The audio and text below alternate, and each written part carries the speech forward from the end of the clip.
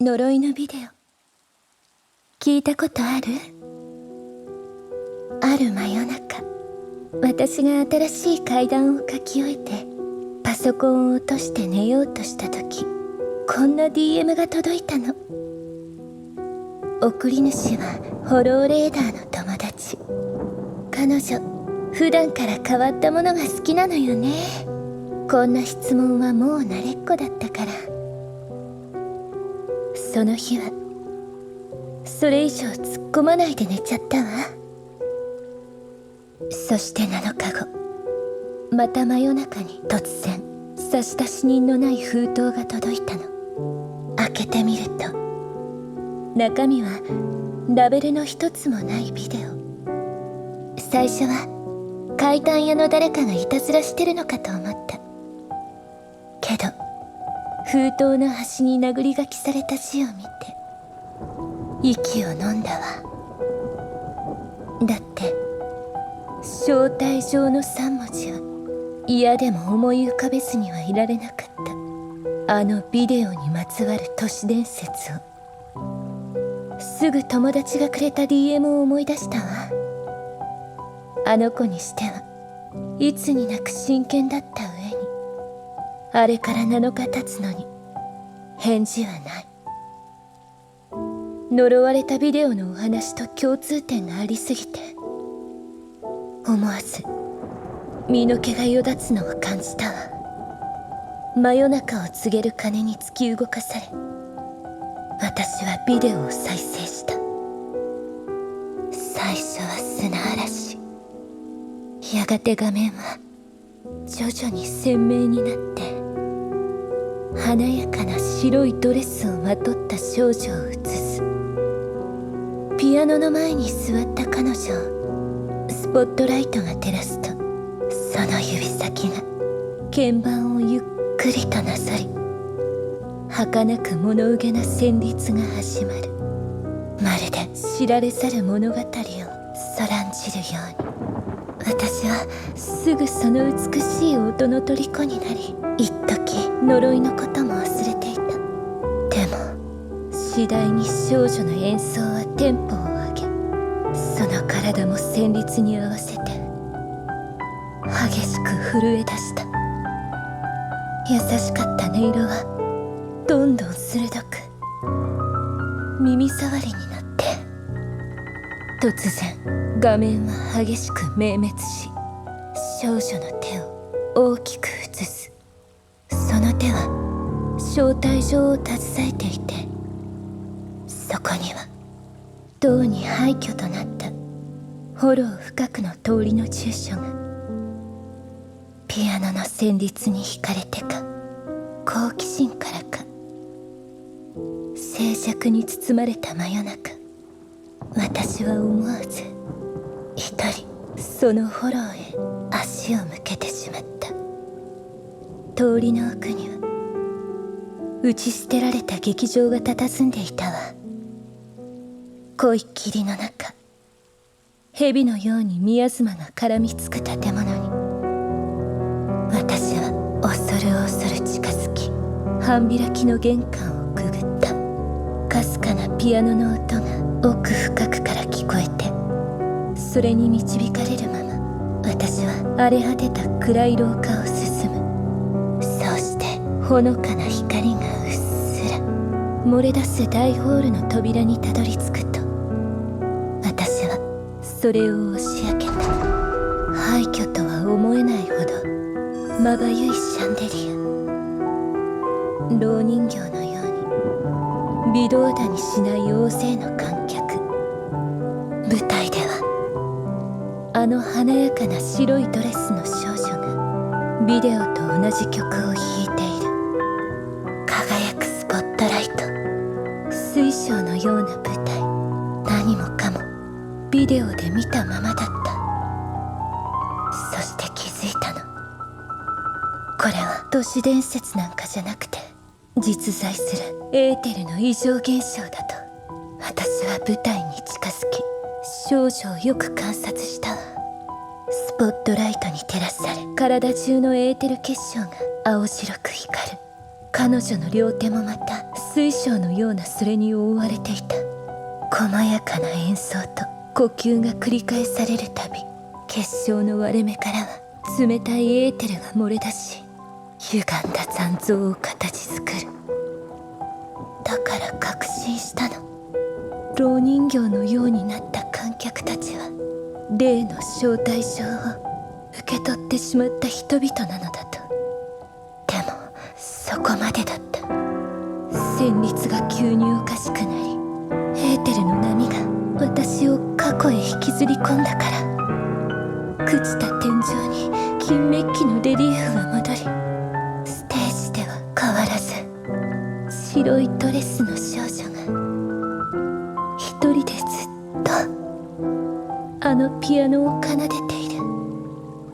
そして暗い客席には防衛軍の制服を着た青年が隅の方で静かに少女をスケッチしている。よく描けていたわ。おかげで私は彼女も穏やかな顔をするのだと知ることができた。徐々に柔らかくなる旋律につれて場面も切り替わり、少女と青年は舞台の上で背中合わせに座っていた。変わらずスケッチを続ける青年に少女はそっと封筒を差し出す。それこそが招待状。彼女にとって初めてのソロコンサート、その最初の観客になってというのが彼女の願いだった。けれど旋律は乱れ、温かな光景は紙のように引きちぎれる。幕が上がり、コンサートが始まった。ピアノの前に凛と座った少女は鍵盤に指を拭き、まばらな客席へと顔を向けた。誰かを探すように。そう、きっとあの青年を。でも彼はいなかった。少しためらってから彼女は鍵盤をそっと押す。ポロン。その一音が響いた瞬間、シャンデリアが砕け散り、旋律を悲鳴が上書きした。地面が揺れ、壁がきしむ。慌てふためく人々がホールになだれ込んで叫ぶ。ホローだ、ホローに飲まれるぞ。その声を皮切りにホールは悲鳴で満ちて、けれど少女は手を止めるどころか一層指先に力を入れたの。鍵盤に命の重みを乗せるように、音符の一つ一つにすがるような願いを込めて。そんな破滅のシンフォニーの中、人波に逆らってホールへかける兵士が一人。背後にはもうホローの侵食と獣の方向が迫り、通路の向こうからは確実な終焉がやってきていた。彼は何を思ったのか、ホールには入らずに立ち止まり、旋律に引き寄せられたエーテリアスたちを一別したの。そしてすでに血まみれだった両手をホールの扉に伸ばし、何のためらいもなく閉めた。傷だらけの体一つで押し寄せる怪物を食い止めたのよ。扉が閉まる轟音とともに天井は崩れ落ち、瓦礫の山が彼の最後の叫びを封じ込めたわ。そして一瞬だけ見えたスケッチブックはあの青年のものだった。彼は最後に約束を守ろうとしたのね。その時はっと理解したわ。呪いのビデオも、聖者をホローへと誘う呪いの旋律も、演奏を続ければ彼はきっと来てくれる。そんな少女の執念が結実したものなんだって。私が瓦礫の中からスケッチブックを拾い上げると、エーテルは周囲を現実へと戻した。最悪な形で過去とつながったままホールの人気に気づいたエーテリアスが朽ちた扉に向かって体当たりを繰り返している。あっという間に扉が砕け散ってしまうと、舞台の少女はピアノを弾く手をすっと止めたの。その歪んだ頭が機械仕掛けのようにぎこちなく振り向いた先には、破れた防衛軍の制服をまとった大きなエーテリアス。それは地面を揺らしながらこちらへ突進する。目に見えない力に縛られ動けない私へと鋭い爪が間近に迫ったその時、手の中のスケッチブックが突然開いて激しくめくれ、少女の優しい笑顔のページで止まった。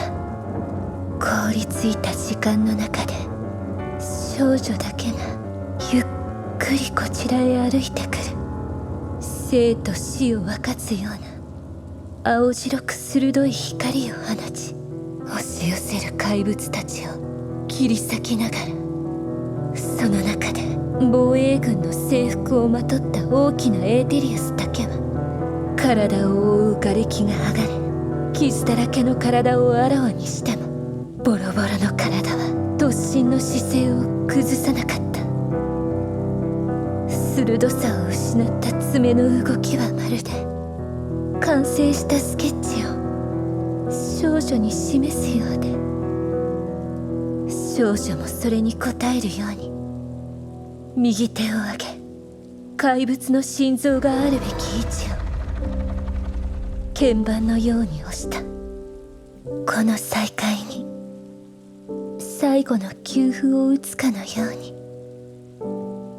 少女の指先から音のないエーテルの波紋が広がり、壊れかけた青年の輪郭とうつろな少女の幻は星屑のように消えていった。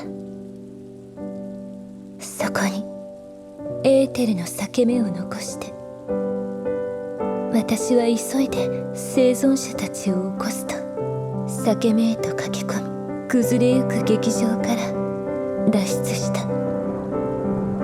凍りついた輪廻がついに終わった瞬間だったわ。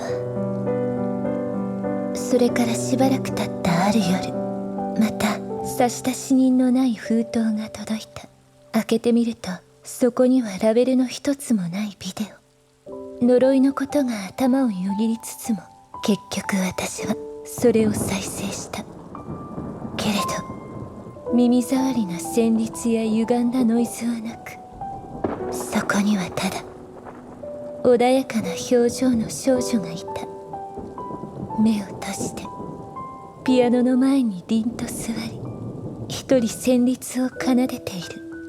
無垢で深遠な旋律はまるで魂のモノローグ。音符の一つ一つが運命の深淵から這い上がり、果てしない未練と思いを携えて反響する。私は画面を見つめ、彼女の葛藤と解放を感じながら、ただピアノの音に浸った。彼女の魂はついに音楽の中で安らぎを得て、呪いもかつての執念もあの炎に葬られたのね。